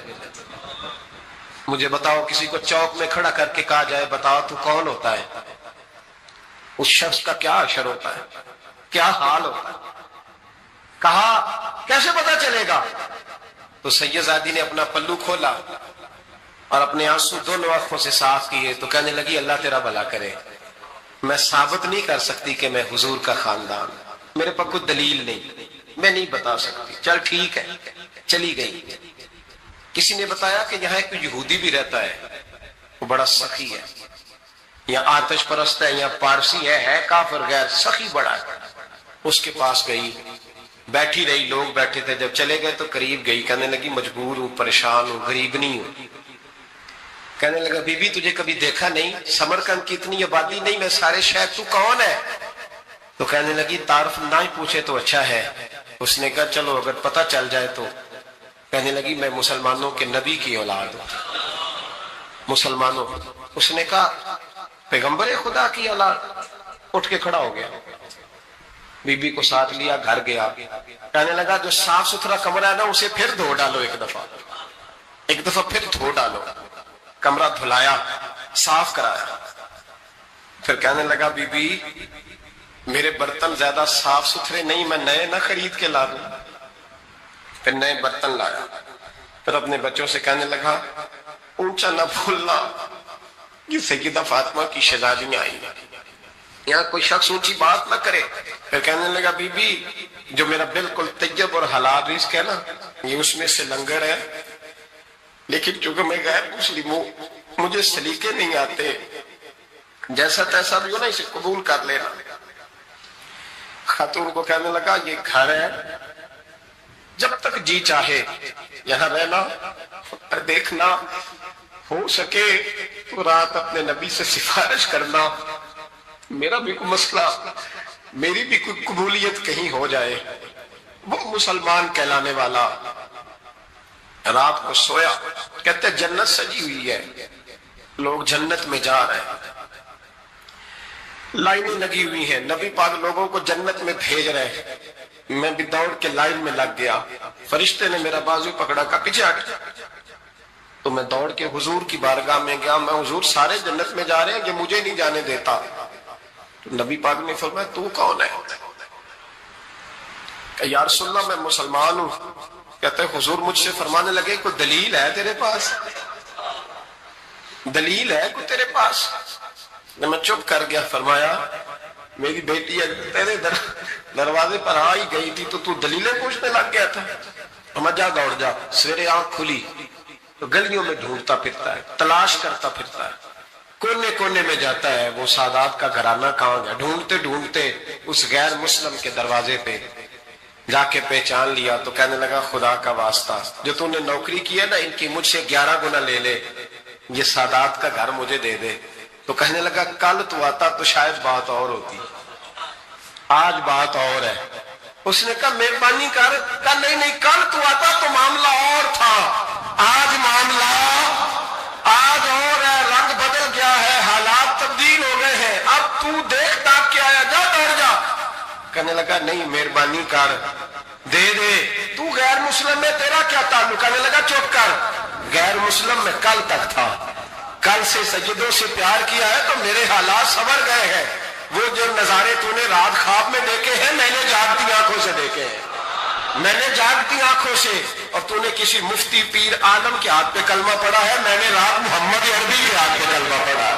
نبی پاک نے فرمایا علی سے پیار کرنے والا مومن ہے، اور فرمایا بغض علی نفاق، اس کے سینے میں علی کا بغض ہو وہ منافق ہے، وہ منافق ہے۔ جس کو نبی پاک منافق کہیں منافق ہے کہ نہیں؟ ذکر علی عبادہ، النظر الی وجہ علی عبادہ، فرمایا علی کا چہرہ دیکھنا بھی عبادت ہے اور ان کا ذکر کرتے رہنا بھی عبادت ہے۔ اسلام صرف اخلاقیات کا مذہب نہیں، اخلاق، مسلمان کا اخلاق یہ اس کا پھل ہے، یہ اس کا پتے ہیں، پھول ہیں، لیکن نبی پاک کی غلامی، حضور کی محبت، صحابہ اور اہل بیت کا احترام یہ ایمان کی جڑ ہے۔ جڑ مضبوط نہ ہو تو نہ پھول اگتے ہیں، نہ پھل آتے ہیں، نہ ٹہنیوں پر کوئی پتا آتا ہے۔ جڑ کا مضبوط ہونا بڑا ضروری ہے۔ ان محبتوں کا سینے میں اٹھنا پہلا پہلو آج کے موضوع کا، اس کو ذہن میں رکھیں۔ محبت کا جوش مارنا، محبت کا جوش مارنا، پیار کا بڑھنا، طبیعت میں ذوق پیدا ہونا، یہ ایمان کی علامت ہے۔ یعنی حضرت عمر کی بات سن کے دل کا ٹھنڈا ہونا ایمان کی علامت ہے، اور امام حسین کی بات سن کے طبیعت کا سکون میں آنا یہ ایمان کی علامت ہے۔ حضرت فاطمہ الزہرا کا ذکر ہو اور وجود کے رونگٹے کھڑے ہو جائیں، طبیعت پہ کیف طاری ہو جائے، سیدہ زینب کا تذکر آئے تو آنکھوں میں آنسو چھلک پڑے، یہ ایمان کی علامت ہے۔ انسان کے وجود پر اثر ہو، لیکن جو آدمی کچی کچی باتیں کرے، کمزور کمزور کمزور کمزور کہانیاں سنائے کہ نہیں جی وہ ٹھیک ہے، اہل بیت ہی اصل تھے، سارا کچھ وہی تھے، صحابہ بس وہ، بھائی جس آدمی کے پیچھے مولا علی نماز پڑھتے ہیں وہ بندہ تجھے قبول کیوں نہیں؟ جس ابو بکر صدیق کے پیچھے وہ نمازیں پڑھتے ہیں تجھے کیوں نہیں قبول؟ جس عمر کے وہ مشیر بنتے ہیں تجھے کیوں نہیں حضرت عمر قبول؟ اور جس عثمان غنی کے بارے میں مولا علی کی یہ رائے ہے کہ امام حسن اور حسین کو تلواریں دے کے حضرت عثمان کے دروازے پر کھڑا کر کے کہا بیٹا یہاں کھڑے رہنا، کوئی دشمن عثمان کے قریب نہ آنے پائے۔ سب سے پہلے فتنے کا بیج بونے والا جو شخص تھا عبداللہ بن سبا، یہودی تھا، اسلام میں آیا لیکن جماعتیں پیدا کر دی۔ اب خلافت راشدہ ختم ہوتے ہوتے ہی مسلمانوں میں جماعتیں آ گئی تھی، یعنی مولا علی کرم اللہ وجہ الکریم کا جو انتقال ہوا، آپ کی جو شہادت ہوئی، تقریباً 3 خلفاء کی شہادتیں ہوئی۔ حضرت عمر بھی شہید ہوئے، حضرت عثمان بھی شہید ہوئے، اور حضرت علی کرم اللہ وجہ الکریم یہ بھی شہید ہوئے۔ لیکن فرق یہ ہے کہ خلیفہ دوم حضرت عمر کی جو شہادت ہے وہ ایک غیر مسلم مجوسی کے ہاتھوں ہوئی، جو آگ کا پجاری تھا، اس کا اسلام سے لینا دینا نہیں تھا، اور اس نے اپنے ذاتی رنجش میں قتل کیا ہے۔ لیکن حضرت عثمان کا قتل مسلمانوں کی ایک باغی جماعت نے کیا، اور حضرت علی رضی اللہ تعالیٰ عنہ کا قتل بھی بظاہر مسلمان کہلانے والے تھے لیکن وہ کافر ہو چکے تھے، خارجی، لیکن نام کے وہ مسلمان ہی تھے، عبد الرحمن بن ملجم جس نے قتل کیا۔ تو اب یہاں سے آپ اندازہ کریں کہ مسلمانوں کے ہاتھ سے جب اتنے بڑے 2 خلیفہ قتل ہو گئے، شہید ہو گئے، تو پھر فتنہ پیدا ہو ہی چکا تھا، فتنہ عروج پر تھا۔ 2 جنگوں کا ذکر کل میں نے کیا تھا، ایک جنگ جمل اور ایک جنگ صفین۔ یہ جنگ جمل جو ہے سیدہ عائشہ صدیقہ رضی اللہ تعالیٰ عنہ تشریف لائی تھی اس جنگ میں، اور پھر وہ صلح ہو گئی، واپس وہ چلی گئی، حضرت علی بھی گئے، لیکن غلط فہمی سے دونوں فوجوں میں لڑائیاں ہوئی اور دونوں میں صحابہ بھی شہید ہوئے۔ اس جنگ کے بعد ایک اور جنگ ہوئی تھی جس کو جنگ صفین کہتے ہیں۔ یہ حضرت امیر معاویہ ملک شام سے نکلے تھے، چونکہ میں نے بتایا تھا آپ کو کہ حضرت عثمان غنی کے قتل کا بدلہ لینے کا سب سے زیادہ جو اعلان کر رہے تھے اس میں حضرت امیر معاویہ تھے، کیونکہ خاندان ایک ہی ہے، حضرت عثمان کا خاندان بھی اور حضرت امیر معاویہ کا خاندان بھی ایک ہی ہے۔ تو خون عثمان کا قصاص، بدلہ، اس نعرے سے وہ اٹھے تھے، اور اس کے بعد جنگ جمل کے بعد حضرت امیر معاویہ رضی اللہ تعالیٰ عنہ بھی فوج لے کر کے نکل پڑے تھے۔ حضرت علی کرم اللہ وجہ الکریم نے بہت ساری صلح کی کوششیں فرمائیں، خطوط لکھے، لیکن جواب میں صرف ایک ہی جواب آتا تھا کہ خون عثمان کا بدلہ چاہیے۔ یہاں تک کہ ایک بڑے صحابی ہیں جریر بن عبداللہ بجلی، یہ گئے اور حضرت امیر معاویہ سے انہوں نے کہا کیا آپ کو یہ نہیں معلوم کہ علی بن ابی طالب رسول اللہ صلی اللہ علیہ وسلم کی قرابت داروں میں سے، خاندان میں سے، اور صحابہ میں وہ افضل ترین ہیں، پھر آپ کس طرح سے ان کے لیے جنگ کا ارادہ کر کے نکلتے ہیں؟ کیا آپ یہ سمجھتے ہیں کہ علی بن ابی طالب نے عثمان کا قتل کیا ہے، عثمان بن عفان کا قتل کیا ہے؟ حضرت امیر معاویہ نے کہا نہ، میں ان کی فضیلت کا بھی قائل ہوں، وہ رسول اللہ صلی اللہ علیہ وسلم کے رشتہ دار بھی ہیں، یہ ساری چیزیں اپنی جگہ پر، لیکن حضرت امیر معاویہ کی ایک دلیل یہ تھی، کہتے ہیں ہاں یہ بھی میں سمجھتا ہوں کہ اگر علی بن ابی طالب نے عثمان بن عفان کا قتل نہیں بھی کیا ہے تو قاتلوں کو ہمارے حوالے کیوں نہیں کرتے؟ جنہوں نے قتل کیا ان کو ہمارے حوالے کرے۔ تو حضرت علی کرم اللہ وجہہ الکریم کے پاس انہوں نے خط لا کر کے دیا کہ امیر معاویہ تو یوں کہہ رہے ہیں۔ حضرت علی نے کہا مجھ سے وہ لوگ ایسی چیز کا مطالبہ کر رہے ہیں جو میرے ہاتھ میں ہے ہی نہیں۔ حضرت عثمان غنی کے قاتل کون ہیں یہ پتہ ہی نہیں ہے، تو کیسے ان کے حوالے کیا جائے؟ اگر میرے قابو میں ہوتے، میرے قبضے میں ہوتے، تو حضرت علی کہتے ہیں سب سے پہلے خون عثمان کا بدلہ لینے والا علی بن ابی طالب ہوتا، لیکن معاملات نہیں سلجھے، یہ حالات بڑھتے چلے گئے۔ پھر حضرت امیر معاویہ جو لشکر لے کر کے نکل پڑے اور ان دونوں جماعتوں کی ایک جگہ پر جا کر آمنا سامنا ہو گیا ان جماعتوں کا مقام نہروان کے قریب۔ حضرت امیر معاویہ کے ساتھ جو فوج تھی وہ بھی بہت ہزاروں کی تعداد میں، اور حضرت علی رضی اللہ تعالیٰ عنہ کے ساتھ جو فوج تھی وہ بھی ہزاروں کی تعداد۔ لیکن حیرت کی بات یہ ہے کہ کچھ جو دور اندیش تھے صحابہ تھے وہ لڑائی ہونے نہیں دے رہے تھے۔ دونوں فوجیں میدان میں پڑاؤ تو کر لیں، یہ جمادی الاول کا شروع کا مہینہ تھا اور جمادی الاخر آ گیا، یعنی 2 مہینے تک فوجیں وہیں پر رہیں لیکن لڑائیاں نہیں آمنے سامنے، اور حتیٰ کہ حالات ایسے ہو گئے کہ ادھر کی فوج ادھر کے لوگوں میں آ جاتی تھی پانی لینے کے لیے، ادھر کے لوگ ادھر جاتے تھے پانی لینے کے لیے، تو دوستی بھی ہو گئی 2 مہینے میں۔ اور اس کے بعد رجب کا مہینہ شروع ہوا تو حرمت والا مہینہ، اس میں جنگ حرام ہے تو جنگ بندی ہو گئی۔ 3 مہینے ایسے ہی گزر گئے، دونوں فوجیں میدان میں پڑاؤ ڈالی رہیں۔ پھر اس کے بعد حضرت علی رضی اللہ تعالیٰ عنہ اور حضرت امیر معاویہ رضی اللہ تعالیٰ عنہ دونوں کے درمیان یہ خط و کتابت بھی چلتے رہے، صلح کی باتیں بھی چلتی رہیں، لیکن جیسے کہ میں نے کہا سبائی فتنہ یہاں پر بھی موجود تھا دونوں جماعتوں میں، اور دونوں جماعتوں کو جنگ پر بھڑکانے کے لیے شرنگیز دونوں جگہ موجود تھے، بھڑکاتے رہتے تھے۔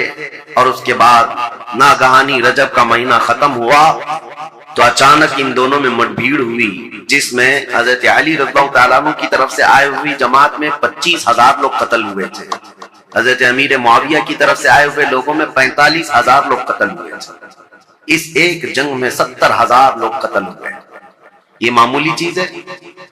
70,000 لوگ کاما گئے، جان سے ہاتھ دھو بیٹھے، حتیٰ کہ قتل اتنا ہو چکا تھا کہ ایک ایک دن جنگ کو روکنا پڑتا تھا میتوں کو یعنی کفن پہنانے کے لیے، نماز پڑھنے کے لیے، دفن کرنے کے لیے۔ ہزاروں عورتیں بیوہ ہو گئیں، ہزاروں کی تعداد میں بچے یتیم ہو گئے اس ایک جنگ۔ پھر حضرت امیر معاویہ نے سمجھ لیا، کیونکہ شامی فوج جو ہے اب کمزور پڑ گئی تھی جو حضرت امیر معاویہ کے ساتھ آئی تھی، اور حضرت علی کے ساتھ جو فوج لڑ رہی تھی وہ عراقی فوج تھی، کیونکہ حضرت علی کا دارالخلافہ کوفہ تھا جو عراق میں ہے۔ عراقی فوج اور شامی فوج دونوں میں لڑائیاں ہیں، اور حجاز کے لوگ یعنی مدینہ، مکہ، یہاں کے سب لوگ حضرت علی کرم اللہ وجہہ الکریم کے ساتھ تھے۔ اب حضرت امیر معاویہ نے یہ جب دیکھا کہ شامی فوج 45,000 کی تعداد میں قتل ہو گئی، جو اب تک کی کسی بھی جنگ میں اتنی بڑی تعداد قتل نہیں ہوئی تھی، یہ بہت بڑی تعداد ہے، تو انہوں نے پھر یہ اپنی فوج میں تقریر کرنا شروع کیا کہ اگر شامی فوج اس طرح سے ماری جانے لگ جائے تو پھر جو ہم نے علاقے فتح کیے تھے رومن امپائر سے، وہ تو رومی فوجی عیسائی سب پھر سے ملک شام پر حملہ کریں گے، ہمارے علاقے حاصل کر لیں گے۔ اور پھر حضرت امیر معاویہ نے عراقی فوج کو بھی بتایا کہ اے عراق کے رہنے والوں، تمہارے بھی 25,000 قتل ہو گئے، اسی طرح سے اگر تمہارا بھی قتل جاری رہا اور یہ جنگ جاری رہی تو جو تم نے علاقے فتح کیے پرشین امپائر سے، یعنی ایران کی جو پہلی کی حکومت تھی کسرا کی، اس سے جو علاقے تم نے فتح کیے، یہ پرشین امپائر کے لوگ جو پجاری ہیں آگ کے، وہ دوبارہ عراق کو حاصل کر لیں گے اور تمہارے پاس اپنے آپ کو بچانے کے لیے لوگ نہیں رہیں گے۔ یہ حکمت کے ساتھ، ظاہر سی بات ہے اتنا قتل ہونے کے بعد اب دونوں کے درمیان فکر آ گیا۔ حضرت علی کرم اللہ وجہہ الکریم نے جب یہ بات سنی تو عراقیوں کو پوچھا تو عراقی پیچھے ہٹنے کو تیار نہیں تھے، کہا کہ اب امیر معاویہ کی فوج کمزور پڑ رہی ہے اس لیے ایسی باتیں کر رہے ہیں، وہ صلح کرنے کو تیار نہیں تھی فوج۔ تو حضرت امیر معاویہ نے ایک ترکیب نکالی، 5 बड़े बड़े अपने शाम के लोगों को बुलाया, क्योंकि हजरत अमीर मुआविया बहुत ही मुदब्बिर आदमी थे। सियासत में उनका कोई मिसल नहीं मिलता, बल्कि उनको कहते हैं पूरे अरब का जहन, पूरे अरब की अकल उनके पास था। हजरत अमीर मुआविया उन्होंने 5 बड़े बड़े कुरान मुसहफ जिसमें कुरान लिखा हुआ था, कुरान पाक के नुस्खे मंगवाए और कहा कुरान पाक को उठाओ और हम ये ऐलान करते हैं कि हम आपस में कुरान को हकम बनाएंगे और इसके मुताबिक अपने आगे के मामला तय करें। अगर हजरत अली रज़ियल्लाहु ताला अन्हु और उनकी फौज इसका इनकार करती है तो फिर जाहिर सी बात है ये तो कुफ्र हो जाएगा, कुरान को हकम मानने से इनकार करना। तो हजरत अमीर मुआविया की ये तरकीब थी, 5 बड़े बड़े कुरान उठा करके वो लाए और पीछे और भी सैकड़ों लोग कुरान सर पे उठा करके ले आए और ऐलान किया इराकी फौज के सामने, हजरत अली के सामने, कि ये हम लोग जंग बंदी चाहते हैं और कुरान जो है इसको हम हकम बनाना चाहते हैं और इसके मुताबिक हम आगे काम करें। हजरत अली अगर इनकार करते तो इनकी फौज में ही लोग आपकी बागी हो जाते हैं कि आपने तो कुरान का इनकार कर दिया। तो हजरत अली रज़ियल्लाहु ताला अन्हु ये सियासत समझ गए। आपने फरमाया हमने जो जंग की है वो इसीलिए कि तुम कुरान के पाबंद बन जाओ, इसीलिए तो हम तलवार उठाए। और आज अगर आपको ये बात लग रही है कि कुरान को हकम बनाया जाए तो इसके सबसे पहले पैरोकार हम होंगे। फिर दोनों की जानिब से ये बात तय पाई कि एक एक सहाबी को हकम बनाया जाए और कुरान और हदीस रसूल के मुताबिक वो फैसला करे। तो हजरत अमीर मुआविया ने अपने मुशीर खास यानी उनके बहुत करीबी थे अम्र बिन आस रज़ियल्लाहु ताला सहाबी हैं जिन्होंने मिस्र फतह किया, वो हजरत अमीर मुआविया के करीबी थे। हजरत अमीर मुआविया ने उनको हकम बना दिया। हजरत अली रज़ियल्लाहु ताला अन्हु की तरफ से हजरत अबू मूसा अशअरी ये निहायत सादा दिल थे और हर एक के मुतालिक अफ़्व दरगुजर का मामला अपने अंदर रखते थे। जैसे अपने लिए सोचते थे ऐसे दूसरे के लिए भी ख्याल रखते थे। हालांकि अबू मूसा अशअरी रज़ियल्लाहु ताला ये कूफा के गवर्नर रहे हैं, मुदब्बिर रहे, ज़हीन रहे, लेकिन हजरत अली उनके हकम बनाने के हिमायत में नहीं थे, लेकिन लोगों की जोर जबरदस्ती पर उनको हकम बनाया। मसला तारीख का है इसलिए मैं आपको बता रहा हूं, फिर इसीलिए मैं तारीख दोहराता हूं कि कोई ढकोसलाबाजी करते हुए तुम्हें फिर गुमराह न कर दे। हकीकत क्या हुई और क्या हुआ था ये जानना आपके लिए एक बार जरूरी है। दोनों ने हकम बनाया। हजरत अम्र बिन आस ये हमेशा अपने तदब्बर और तफक्कुर को काम में लाते और जब भी हजरत अबू मूसा अशअरी आते तो उनका निहायत शानदार इस्तकबाल और ताज़ीम और तकरीम करते और कहते अबू मूसा अशअरी आप मुझसे रुतबे में बड़े हैं, आप रसूलुल्लाह के सहाबी हैं, आपसे पहले मैं हो ही नहीं सकता। तो हजरत अबू मूसा अशअरी पर यह दबाव हमेशा रहता है और दोनों को अब सुलह नामे पर दस्तखत करवानी थी या जो भी दोनों लोग फैसला लेते उस पर अमल करना था। दोनों जमातों को दोनों ने वादा कर लिया था, दस्तखतें हो गई। अब ये दोनों सहाबा को टाइम दिया गया, रमजान शुरू होने से पहले पहले तक आप अपना हकमनामा या जो आपका फैसला है सुना दो। एक जगह भी मुंतखब कर ली गई, उस जगह पर जाकर के अपना फैसला सुनाएंगे। अब दोनों आपस में बैठ करके जो बातें करते हैं, हजरत अबू मूसा अशअरी और हजरत अम्र बिन आस, दोनों में बहुत लंबी गुफ्तगू हुई है। अब वो जरूरियात में से नहीं है जिसको बयान करना, क्योंकि हजरत अबू मूसा अशअरी ये पूछते थे अम्र बिन आस से, आप किस एतबार से अमीर मुआविया को खिलाफत का हकदार समझते हैं, जबकि अभी हजरत अली बिन अबी तालिब हमारे दरमियान मौजूद है और रसूलुल्लाह के दामाद हैं, उनकी फजीलतें आपसे छुपी हुई नहीं है। हजरत अम्र बिन आस ने भी इसी तरह की गुफ्तगू की। बहरहाल इस पूरी गुफ्तगू का जो खुलासा निकला वो मैं बताता हूँ। हजरत अम्र बिन आस कहते थे हमेशा कि आप पहले बताएं आप चाहते क्या हैं। हजरत अबू मूसा अशअरी ने कहा अब मैं ये चाहता हूं कि मुसलमानों को इस फितना अंगेजी से और ये रोज रोज की जंग से निकालने के लिए ये ऐलान कर दूं कि अब हजरत अली भी खलीफा नहीं है, अमीर मुआविया भी खलीफा नहीं है। ये मामला आप जैसे सिद्दीक़ अकबर के जमाने में मुसलमानों के हवाले था, वो जिसको चाहे खलीफा मुंतखब करें। रसूलुल्लाह सल्लल्लाहु अलैहि वसल्लम की वफात के बाद जो हालात हुए थे, मैं ये चाहता हूं कि मुसलमानों के हवाले ये कर दिया जाए और फिर से वो मुंतखब करें। हजरत अम्र बिन आस ने कहा बिल्कुल आप सही सोचते हैं। حضرت عمرو بن عاص بھی اسی خیال کے حامی رہے، لیکن بہرحال دونوں حکم تھے، دونوں صحابی تھے۔ بات یہاں تک آئی جس دن یہ اعلان ہونا تھا حضرت ابو موسیٰ اشعری اور حضرت عمرو بن عاص کی طرف سے، یہ تاریخ ہے میرے عزیز، حجاز کے، مکہ مکرمہ، مدینہ طیبہ کے اکثر بڑے بڑے صحابہ بھی یہ فیصلہ سننے کے لیے آئے تھے کہ آج ہوگا کیا، کہ مسلمانوں کے درمیان جاری جنگ کو ختم کرنے جا رہے ہیں دو حکم صحابہ۔ تو دونوں کو الگ الگ اختیارات تھے، آپ جو کہیں گے اس پر عمل ہوگا لیکن قرآن اور حدیث کے مطابق۔ تو حضرت عمرو بن عاص نے یہ کہا کہ پہلے میں نہیں سناؤں گا، اپنا فیصلہ پہلے ابو موسیٰ اشعری سنا۔ حضرت ابو موسیٰ اشعری کو کھڑا کیا گیا تو انہوں نے اپنا فیصلہ سنا دیا کہ میں نے یہ ارادہ کیا ہے کہ مسلمانوں کو جنگوں میں مبتلا کرنے سے بہتر ہے کہ یہ خلافت سے دونوں معزول ہو جائیں، دستبردار ہو جائیں۔ جبکہ امیر معاویہ رضی اللہ تعالیٰ عنہ کی اس وقت بھی کچھ لوگ خلافت کا اعلان کرتے تھے اور یہ خلافت کا معاملہ تھا، تو آپ نے کہا دونوں دستبردار ہو جائیں، مسلمانوں کے حق میں یہ فیصلہ ہو جائے۔ حضرت عمرو بن عاص نے یہ نہیں کہا، وہ کھڑے ہوئے کہا، دو حکم تھے، ان میں سے ایک حکم نے اپنا فیصلہ سنایا ابو موسیٰ اشعری، انہوں نے اپنے فریق حضرت علی کو معزول کر دیا، لیکن میں اپنے فریق امیر معاویہ کو معزول نہیں کرتا، تو یہ ہمارا فیصلہ ہے۔ اس بات پر بہت بڑا ہنگامہ ہوا۔ پھر بات یہاں کو پہنچی کہ ان دونوں حکموں کی بات تسلیم کی جانی تھی، لیکن شامی الگ باغی ہو گئے، عراقی الگ باغی ہو گئے۔ بہرحال یہ معاملہ اس وقت جا کر ٹھنڈا ہوا جب خود حضرت علی اور حضرت امیر معاویہ آمنے سامنے آ گئے، اور ان دونوں نے آپس میں بیٹھ کر کے پھر صلح نامہ لکھا۔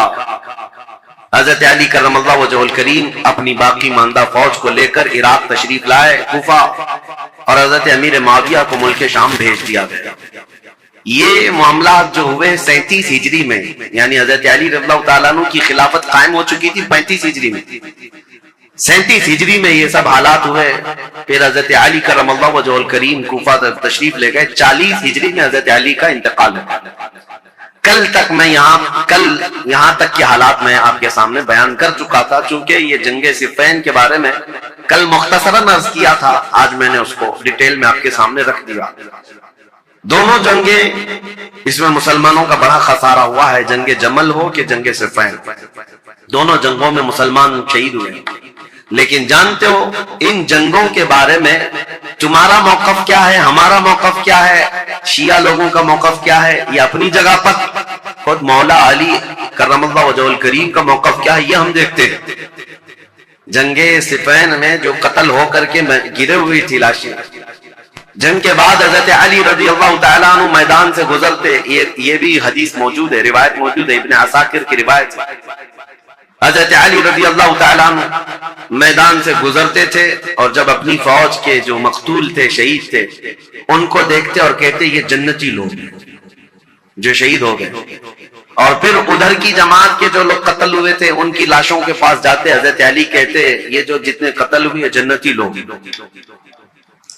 میرے عزیزوں، دونوں کے متعلق یہ بات کہنا، یہ آپ کو سمجھنا چاہیے کہ جس امام کے سامنے یہ معاملات درپیش تھے، انہوں نے خود کہا کہ دونوں طرف مسلمان ہیں، اور جو تلواریں اٹھی ہیں وہ غلط فہمی کی وجہ سے اٹھی ہیں یا کسی فتین کی فتنہ انگیزی کی وجہ سے اٹھی ہیں، ان کی اجتہادی خطا ہے۔ لیکن بعد کے آنے والے اکابر علماء اور اکابر ائمہ اکرام جتنے بھی ہیں، سبوں نے یہی کہا ہے جنگ میں دونوں طرف صحابہ تھے، لیکن حق پر علی بن ابی طالب تھے، سیدنا مولا علی کرم اللہ وجہہ الکریم تھے۔ خیر، 40 ہجری میں جب آپ کا انتقال ہوا تو اب خلافت کا مسئلہ پھر سے آ گیا۔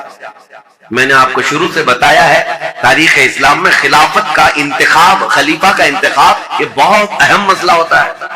اس وقت بڑی جنگ ہو سکتی ہے، اس جنگ کو ختم کرنا، ارے میاں یہاں چھوٹے الیکشن میں جنگیں ہو جاتی ہیں، وہ خلیفہ اسلام کا انتخاب اور بہت اہم ذمہ داری ہوتی ہے۔ تو حضرت علی رضی اللہ تعالیٰ عنہ کے انتقال کے بعد جتنے کوفہ کے لوگ تھے، مولا علی کرم اللہ وجہہ الکریم کے جتنے حمایتی لوگ تھے، اور مدینہ مکہ مکرمہ میں جتنے لوگ مولا علی کرم اللہ وجہہ الکریم کے لوگ ان کی جماعت کے، ان کے حامیان میں سے تھے، सबों ने यह ऐलान किया कि हजरत अली के बड़े बेटे हसन, इमाम हसन मुज्तबा को खिलाफत पर फाइज किया जाए। हजरत इमाम हसन को लोगों ने बिठा दिया कुर्सी खिलाफत पर और सब उनके हाथों पर बैत करने लगे। हजरत इमाम हसन मुज्तबा रज़ी अल्लाह ताला अन्हु ने बैत भी ली। ये 5वें खलीफा है, तारीख है 5वें खलीफा है, और खिलाफत राशिदा का जो 30 साल का पीरियड है उसके अंदर ही है। अभी 6 महीने बाकी हैं खिलाफत राशिदा के 30 साल हुजूर ने फरमाया। ये सारे 29 साल हुए थे हजरत अबू बकर सिद्दीक से लेकर हजरत अली तक। जब हजरत अली का इंतकाल हुआ सारे 29 साल हुए थे, और उसी के बाद हजरत इमाम हसन ने भी ऐलान किया, और उधर मुल्क शाम में दिमश्क में हजरत अमीर माविया ने अपनी खिलाफत का ऐलान किया, और शाम के जितने लोग थे वो सब के सब हजरत अमीर माविया के हाथ पर बैत कर ली। अब ये खिलाफत का तनाज़ो यानी बैक वक्त 2 खलीफा का ऐलान, ये सबसे पहले खिलाफत राशिदा के बाद हुआ। हजरत अली के जमाने में कभी भी हजरत अमीर माविया ने अपने खलीफा होने का ऐलान नहीं किया। ये कहते रहे कि खिलाफत के हकदार हम भी हैं, लेकिन खलीफा होने का आम ऐलान कभी नहीं किया। और हजरत अली के इंतकाल के बाद बैक वक्त 2 खलीफा का ऐलान। अहले मदीना जितने थे वो सब हजरत इमाम हसन के हाथ पर बैठ थे, अहले मक्का जितने थे वो इमाम हसन के हाथ पर बैठ थे, अहले इराक जितने थे वो इमाम हसन के हाथ पर बैठ थे। अब सैयदना इमाम हसन की खिलाफत का दौर है, तो जाहिर सी बात है मेरे अजीजों, कुछ बातें इमाम हसन मुज्तबा की सुनना भी जरूरी है। रसूलुल्लाह सल्लल्लाहु तआला अलैहि वसल्लम के ये वो अजीम नवासे हैं जिनको खुद रसूलुल्लाह में अपना बेटा कहते थे, और मदीने में मौजूद सहाबा कहते हैं रसूल करीम सल्लल्लाहु तआला अलैहि वसल्लम से सबसे ज्यादा मिलती जुलती शक्ल अगर किसी की थी तो इमाम हसन मुज्तबा। इनके चेहरे पाक को देखते लोग तो हजरत इमाम हसन मुज्तबा रज़ियल्लाहु तआला अन्हु हुजूर को याद करते थे। और इमाम हसन की फजीलत क्या थी, ये नबी पाक सल्लल्लाहु तआला अलैहि वसल्लम के वो महबूबों में से दोनों शहजादे हसन और हुसैन रज़ी अल्लाह तआला अन्हुमा। हजरत अबू हुरैरा रज़ियल्लाहु तआला अन्हु इन हदीसों के रावी हैं जिन्होंने मदीने तैयबा में खुद अपनी आंखों से देखा है हुजूर अकरम सल्लल्लाहु तआला अलैहि वसल्लम किस कदर इन दोनों शहजादों से प्यार करते। यहाँ तक के एक मर्तबा इमाम हसन को और इमाम हुसैन को, या सिर्फ इमाम हसन को, कंधे पर सवार करके हुजूर मदीने में चल रहे थे। किसी सहाबी ने देख करके हजरत इमाम हसन की तरफ देखकर कहा, शहजादे कितनी अच्छी सवारी पाया है, कौन है इनका आका और मौला सैयदुल अंबिया जिसके दोष पर तू सवारी कर रहा है। नबी पाक सल्लल्लाहु तआला अलैहि वसल्लम ने उस सहाबी से फरमाया, तुमने सिर्फ सवारी देखा, ये भी तो देखो सवार भी कितना अच्छा है, सवार भी कितना अच्छा है। नबी करीम सल्लल्लाहु तआला अलैहि वसल्लम इन शहजादगान से बेहद मोहब्बत करते थे। यहाँ तक इरशाद है हदीस में, हुमा रैहानतई फिल जन्नह हुमा रैहानतई फिद दुनिया। हुजूर सल्लल्लाहु तआला अलैहि वसल्लम ने फरमाया कि ये दोनों शहजादे मेरे लिए दुनिया में जन्नत के 2 फूलों की तरह। इसीलिए हुजूर उनकी गर्दनों को सूंघते थे और उनके चेहरों को जब बोसा लेते थे तो आप उनको सूंघा करते। साहबा यही कहते, क्या आप इन बच्चों को सूंघते हैं? चूमने का, बोसा देने का रिवाज तो है, सूंघने का क्या है? नबी करीम सल्लल्लाहु तआला अलैहि वसल्लम ये फरमाते, ये जन्नत के 2 हसीन फूल हैं, और इनके नाम अरब में बिल्कुल न्यू नाम थे, बिल्कुल जदीद। इससे पहले हसन नाम भी अरबों में नहीं पाया जाता था, हुसैन नाम भी नहीं पाया जाता। साहबा कहते हैं अल्लाह ताला ने ये दोनों नाम बचाए रखे, महफूज रखे, और रसूलुल्लाह के नवासों के सबसे पहले नाम रखे गए हसन और हुसैन। सैयदना इमाम हसन और हुसैन, इनकी फजीलतें क्या बयान की जाएं। अब चूंकि इमाम हसन की खिलाफत का दौर है तो इनके बचपन के हालात, नबी करीम सल्लल्लाहु तआला अलैहि वसल्लम की आगोश तरबियत में उन्होंने परवान चढ़ी पाया है, तो इससे बेहतर और क्या चीज बयान की जाए जिनको नबी करीम सल्लल्लाहु तआला अलैहि वसल्लम ने अपने हाथों से खिलाया हो, अपने हाथों से सुलाया हो, अपने हाथों से पहनाया हो, और जब हुजूर नमाज में चले जाएं तो ये बच्चे हुजूर पर सवार हो जाएं। इस कदर हसीन और खुशनुमा माहौल में इन्होंने तरबियत पाई है मदीने तैयबा में। नबी करीम सल्लल्लाहु तआला अलैहि वसल्लम की आगोश मोहब्बत में परवान चढ़ने वाले ये जवानों की फजीलतें बयान से बाहर है। हुजूर ने फरमाया, मेरे ये दोनों बच्चे जन्नती जवानों के सरदार हैं। और हुजूर अकरम सल्लल्लाहु तआला अलैहि वसल्लम ने खास इमाम हसन के लिए जो एक बात फरमाई, चूंकि खिलाफत इमाम हसन की बात चल रही है। एक बार रसूल पाक सल्लल्लाहु अलैहि वसल्लम खुतबा दे रहे थे मिंबर पर, ممبر پر کھڑے تھے تو امام حسن ایک پاؤں کو پکڑے ہوئے تھے حضور صلی اللہ علیہ وسلم، حضور کے قدم مبارک کو پکڑے ہوئے تھے جب حضور ممبر پر خطبہ دے رہے ہیں۔ نبی کریم صلی اللہ تعالی علیہ وسلم نے خطبہ دیتے دیتے لوگوں کو یہ ارشاد فرمایا، لوگوں اس بچے کو پہچانو، ایک دور آئے گا میرا یہ بچہ سردار ہوگا اور میری امت کی دو بڑی جماعتوں میں صلح کر آئے گا۔ حضور صلی اللہ تعالی علیہ وسلم کا فرمان کب؟ جب امام حسن کی عمر بہت چھوٹی سی تھی، بچپن میں رسول پاک صلی اللہ تعالی علیہ وسلم کا قدم پاک پکڑ کر بیٹھے ہوں خطبے کے دوران، اس وقت رسول اللہ نے یہ بشارت دی تھی کہ میرا یہ بیٹا سردار ہوگا اور دو بڑی جماعتوں میں صلح کرائے گا۔ بہرحال فضیلتیں بیان سے باہر ہیں، آپ نہایت ہی متقی پرہیزگار، یہاں تک کہ صحابہ اور تابعین نے کہا ہے، امام حسن بصری اور دیگر تابعین سے روایت ہے کہ امام حسن بصری سے زندگی بھر میں کسی نے سخت جملہ نہیں سنا۔ ایک ہی مرتبہ ان کا عمیر بن عثمان ان سے کچھ زمین کے معاملات کو لے کر کے مسئلہ ہوا، انہوں نے بہت انہیں سمجھایا، بہت سمجھایا۔ امام حسن کبھی بھی سخت جملہ نہیں کہتے تھے اور نہ ہی زندگی میں کبھی کسی نے ان سے گالیاں سنی، کبھی نہیں۔ حضرت امام حسن بہت بردبار، بردبار کس کو کہتے ہیں؟ سب سے زیادہ برداشت کی طاقت رکھنے والا، امام حسن کے اندر یہ جذبات ہے، کبھی کسی کے خلاف سخت جملہ استعمال نہیں۔ عمیر بن عثمان سے جب یہ معاملہ ہوا تو لوگوں نے آ کر کے کہا کہ آپ کی ساری دلیلیں، ساری باتیں انہوں نے رد کر دی، وہ ماننے کو تیار نہیں۔ امام حسن نے کہا اس سے زیادہ میں کیا کر سکتا ہوں، اس کی ناک خاک آلود ہو جائے۔ بس یہ ایک جملہ فرمایا گیا، پوری زندگی میں ہم نے امام حسن سے سنا، اس کے علاوہ سخت جملہ کسی کے بارے میں کہتے ہوئے کبھی نہیں سنی۔ حتیٰ کہ آپ کو میں بتاؤں، مروان یہ جس نے حضرت عثمان غنی کی مہر چرائی تھی، یہ مروان جو بھاگ کر گیا تھا حضرت عثمان کے قتل کے وقت، مدینے میں نہیں تھا، یہ حضرت علی رضی اللہ تعالیٰ عنہ کی وفات کے بعد جب امیر معاویہ نے ملک شام میں خلافت کا اعلان کیا تو مروان کو مدینے کا گورنر بنا کر بھیج دیا۔ یہ مروان سخت قسم کا آدمی تھا، اس کی پیدائش میں فرمایا تھا رسول کریم صلی اللہ تعالیٰ علیہ وسلم نے، گرگٹ کا بچہ گرگٹ پیدا ہو گیا۔ یہ مروان بن حکم یہ وہ شخص ہے، مدینے کا حاکم بنا تھا، یہ خطبہ دیتا تھا اور خطبے میں سخت جملے حضرت امام حسن کے بارے میں کہتا تھا، اور امام حسن بیٹھے ہوئے سنتے تھے خطبے میں، ان کے باپ کو گالیاں دیتا تھا اور حضرت امام حسن کو بولتا تھا۔ یہاں تک کہ ایک مرتبہ امام حسن ایک مجلس میں بیٹھے ہیں اور بھی لوگ تھے، مروان بیٹھا ہوا ہے، اس نے تانا مارتے ہوئے یہ کہا کہ ایسا شخص ہے، میں اس کے باپ کے بارے میں کہتا ہوں تو یہ کہتا ہے میری ماں گھوڑی تھی، نعوذ باللہ من ذالک۔ سیدہ کائنات کی طرف بھی اس نے بد زبانی کی تھی۔ میں یہ بات صرف اس لیے کہہ رہا ہوں، اتنا سخت جملہ سامنے کہنے کے بعد امام حسن مجتبی رضی اللہ تعالیٰ عنہ اف تک نہ کہتے تھے۔ کھڑے ہو گئے، لوگوں نے کہا نواز رسول جگر گوشے بطول حسن مجتبی کے متعلق ایسا کہتا ہے۔ حضرت امام حسن یہ کہتے کہ اے لوگوں، تم سب کے سامنے اللہ نے مجھے سورج کی طرح ظاہر رکھا ہے، میرے اندر کوئی ایسی چیز نہیں، اور جو کچھ مروان کہتا ہے اگر میں بدلے میں کچھ کہہ دوں تو اس کی بات کا بدلہ کم ہو جائے گا، اس کے لیے سب سے بہترین انتقام اللہ کی ذات ہے۔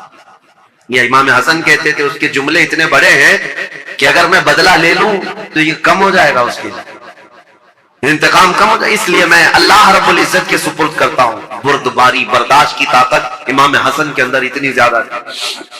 ان کو گالیاں دی گئی، ان کے خلاف برا بھلا ان کے مدینے میں کہا جاتا رہا۔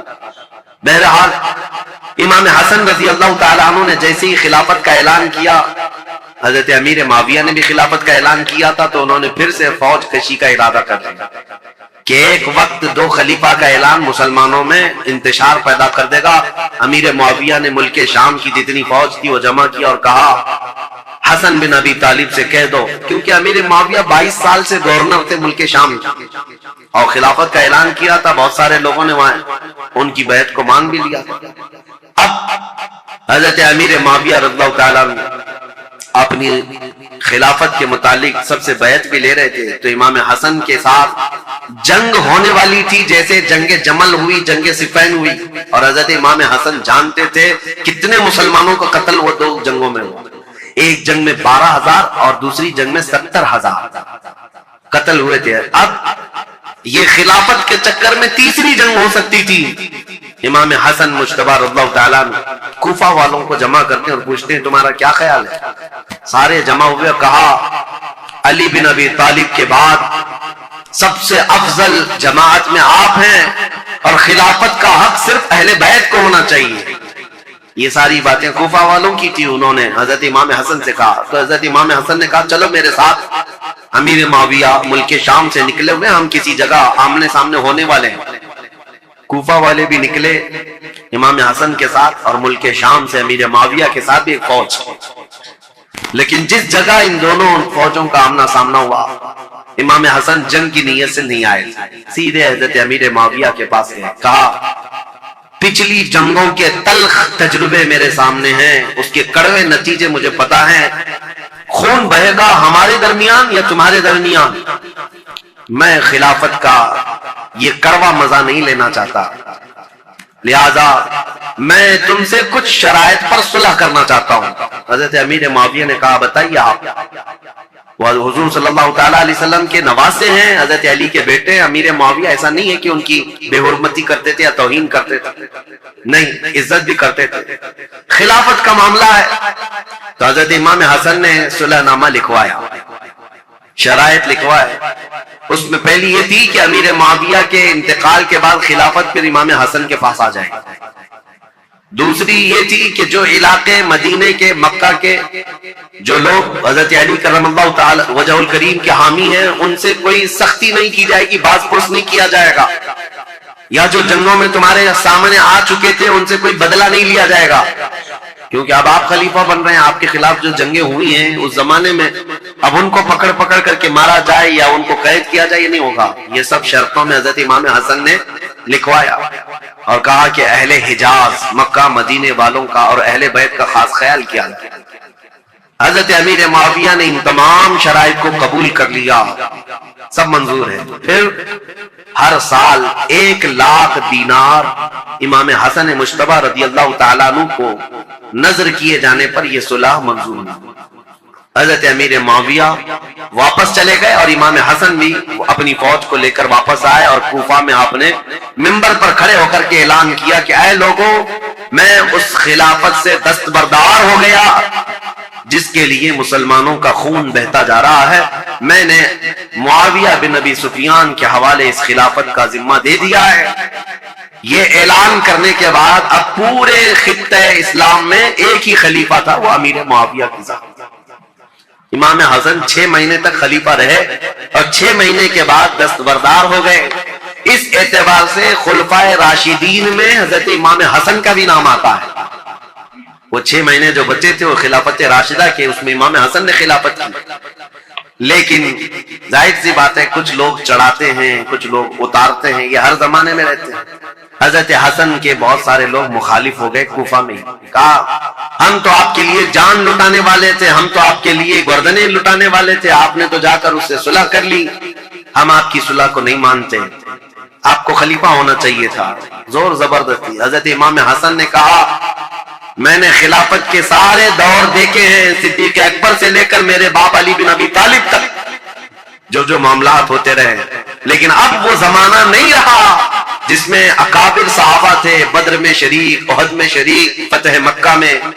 वो सहाबा की तादाद कम हो गई है। ऐ लोगों, अब खिलाफत नहीं, अब मुलूकियत आ गई, अब बादशाहत आ गई है, और मैं नहीं चाहता कि ये बादशाहत का थप्पा आले रसूल के दामन में भी आए। ये हजरत इमाम हसन का ऐलान था। वो बादशाहत का दाग नहीं लेना चाहते थे, क्योंकि दुनिया बात को यह न कहे कि रसूलुल्लाह के शहजादे खिलाफत राशिदा के बाद फिर बादशाह बन गए। नहीं, मेरे आका सल्लल्लाहु ताला अलैहि वसल्लम जिन शहजादों को चूमा करते थे, उन शहजादों ने खिलाफत को यूं दे दिया। हजरत अमीर मुआविया के जाने के बाद मेरे अजीजों, ये एक ऐसी अजीम सुलह थी पूरे इस्लामी तारीख में जिसने बहुत बड़ी जंग का नाका बंद कर दिया था। खत्म हो गई, जंगें खत्म हो गई। अब यहाँ पर इनकी सुलह के बाद रसूल मुख्तार सल्लल्लाहु ताला अलैहि वसल्लम की वो हदीस याद करो جب میرے آقا نے منبر پر کھڑے ہو کر کے امام حسن مجتبی کے لیے کہا تھا میرا یہ بیٹا سردار ہوگا اور میری امت کی دو بڑی جماعتوں میں صلح کرائے گا، اس مخبر صادق صلی اللہ علیہ وسلم کے فرمان کو امام حسن نے سچ ثابت کر دکھایا۔ میرے عزیزوں، تخت پر بیٹھنا یہ کمال کی بات نہیں، نیچے چل کر کے بادشاہ بننا یہ بہت بڑے کمال کی بات ہے۔ امام حسن خلافت سے دستبردار تو ہو گئے، لیکن لوگوں کے دلوں سے کبھی ان کی محبت کم نہیں ہوئی۔ لوگوں کے دلوں میں ان کا جذبہ، ان کے لیے احترام کا جذبہ بہت زیادہ تھا۔ آج بھی میرے عزیزوں، میں ایک حیرت کی بات ہے آپ کو بتاؤں، مدینہ طیبہ میں جانے کے بعد ان ظالم نجدیوں نے جنت البقیع کی جتنی قبریں تھی بلڈوزر سے سب کو منہدم کر دیا، صاف کر دیا۔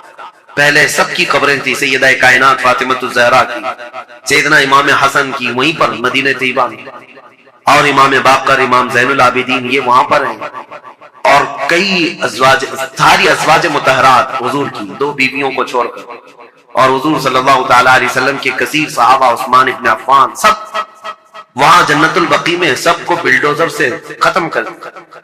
لیکن آج بھی جاؤ مدینہ طیبہ، صبح شام حاضریاں تو ہوتی ہیں، دروازہ کھلتا ہے، ایک نہیں ہزاروں کی تعداد میں سارے مومنین جاتے ہیں، جنت البقیع جاتے ہیں، ڈھونڈتے رہتے ہیں آج بھی، اور قبریں نہ بھی ملے تو انہیں ان صحابہ کو اور ان اکابر کو یاد کر کے روتے ہیں اور دعائیں کرتے ہیں اور واپس آتے ہیں۔ میں پوچھنا چاہتا ہوں، قبروں کو منہدم کر دینے کے بعد پورے کروڑوں مسلمانوں میں سے کسی کے بھی دل میں سیدہ فاطمہ الزہرا کی عظمت کم ہوئی؟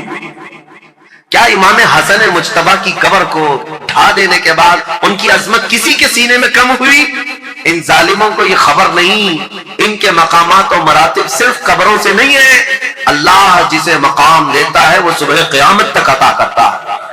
یہ ہمارے دلوں میں ان کی عظمت ہے۔ سیدنا امام حسن مجتبی رضی اللہ تعالیٰ عنہ نے خلافت امیر معاویہ کے حوالے کر دیا۔ چونکہ ہمارا موضوع جو چل رہا ہے وہ تاریخ اسلام ہے، تو تاریخ کو لے کر کے چلنا ہے مجھے کربلا تک۔ کربلا کے واقعات کیسے پیش آئے اب آپ کا ذہن بن گیا ہوگا۔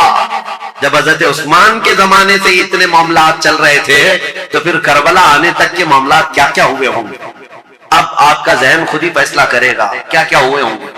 ٹھیک ہے، حضرت امیر معاویہ آ گئے، والی شام ہی نہیں بلکہ پوری خلافت اسلامیہ کے آپ امیر بن گئے۔ اب ظاہر سی بات ہے امیر معاویہ 40 ہجری میں خلیفہ بنے تو ان کا زمانہ خلافت جو ہے 60 سال تک رہا ہے، یعنی تقریباً 60 ہجری تک رہا ہے، 20 سال آپ نے خلافت کی ہے۔ تو اب ان کی بھی کچھ سیرت آپ کے سامنے رکھنا ضروری ہے۔ کون ہے امیر معاویہ؟ کون ہے یہ جو 20 سال خلافت کیا؟ خلفائے راشدین کے بعد سب سے لمبا دور ان کو ملا ہے، اور 22 سال پہلے گورنر رہے، کل 42 سال انہوں نے ملک شام کی رسی پکڑی، باغ ڈور سنبھالا، تو 42 سال تک مسلمانوں پر حکمرانی کرنے والے امیر معاویہ کون ہیں؟ ان کی تاریخ بھی ضروری ہے۔ رسول اللہ صلی اللہ علیہ وآلہ وسلم نے فرمایا، قیامت کے دن اہل دوزخ میں سے ایک شخص کو لایا جائے گا جس نے دنیا میں سب سے زیادہ آرام و راحت دیکھی ہوگی، پھر اسے ایک لمحے کے لیے جہنم میں ڈالا جائے گا، پھر اسے پوچھا جائے گا، اے ابن آدم، کیا تو نے کبھی کوئی نعمت دیکھی تھی؟ کیا تجھے کبھی کوئی آسائش ملی تھی؟ وہ کہے گا نہیں، باخدا اے میرے رب، مجھے کبھی کوئی نعمت نہیں ملی۔